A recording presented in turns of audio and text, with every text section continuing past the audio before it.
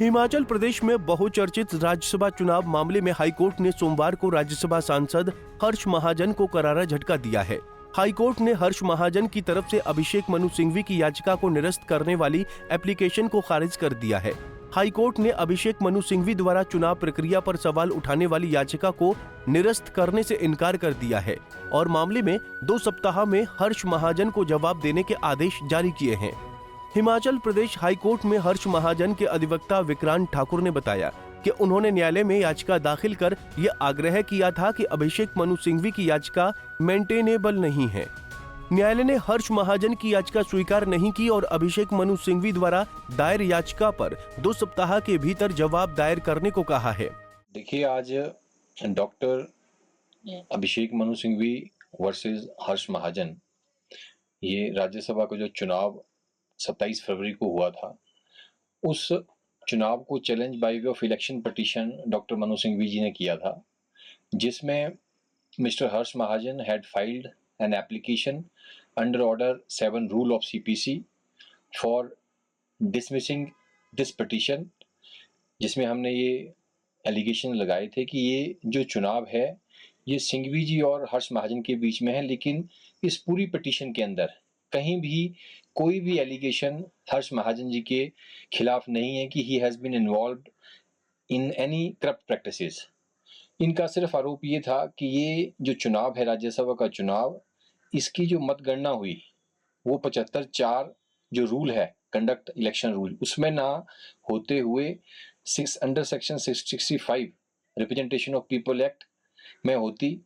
तो इसलिए हमने ये एप्लीकेशन फाइल की थी और हमने कहा था कि इसमें कोई आधार नहीं बनता है और इससे it is just a wastage of court precious time, क्योंकि ये चुनाव दोनों के बीच में हुआ था और दोनों ने ही कंसेंट इस चुनाव के समय मतगणना के जो प्रोसीजर था उसके ऊपर दी थी।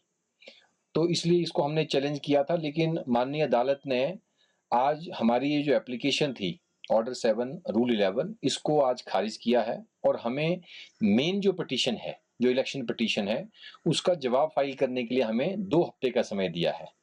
और इस एप्लीकेशन में हमारा मेन जो हमारा कंटेंशन थी, वो कंटेंशन ये थी कि as per rule 75(4) it is specifically mentioned that if there is a tie between both the candidates, then the procedure and mechanism is to be decided by the returning officer. So returning officer has taken consent twice, before election and after election. So we had filed this application by saying that this is mere wastage of time, and we had said to the court that this election is of Rajya Sabha, where voting is to be taken place by way of single transferable system, proportional representation, जबकि लोकसभा और विधानसभा के लिए section 65 of representation people act जो है वो applicable होता है। लेकिन ठीक है, माननीय अदालत ने आज हमारा जो एप्लीकेशन थी ऑर्डर 7 रूल 11 उसको डिसमिस किया है। अब उसके खिलाफ क्या हमने सुप्रीम कोर्ट जाना है या नहीं जाना है, अभी जजमेंट आएगी, जजमेंट को स्टडी करके और उसके जो हमारे डॉक्टर मिस्टर हर्ष महाजन जी हैं उनसे डिस्कस करके we will decide and he will take a call whether we are going to supreme court और we will file reply to the main petition filed by the election petitioner doctor Manu Singhvi. बता दें कि हिमाचल प्रदेश में बीते 27 फरवरी को राज्यसभा का चुनाव हुआ। कांग्रेस के पास प्रचंड बहुमत होने के बावजूद भी भाजपा उम्मीदवार ने जीत दर्ज की थी। हिमाचल प्रदेश में 68 सीटों वाली विधानसभा में कांग्रेस के पास 40 विधायक और भाजपा के 25, जबकि 3 निर्दलीय विधायकों का सरकार को समर्थन था। लेकिन राज्यसभा चुनाव में 6 कांग्रेस और 3 निर्दलीय विधायकों ने कांग्रेस उम्मीदवार के खिलाफ मतदान किया और चुनाव में दोनों उम्मीदवारों को बराबर 34-34 मत मिले, जिसके बाद चुनाव आयोग ने पर्ची प्रक्रिया अपनाई, जिसमें भाजपा उम्मीदवार हर्ष महाजन ने जीत दर्ज की। प्रक्रिया में जिसकी पर्ची निकली उसे हारा हुआ घोषित किया गया।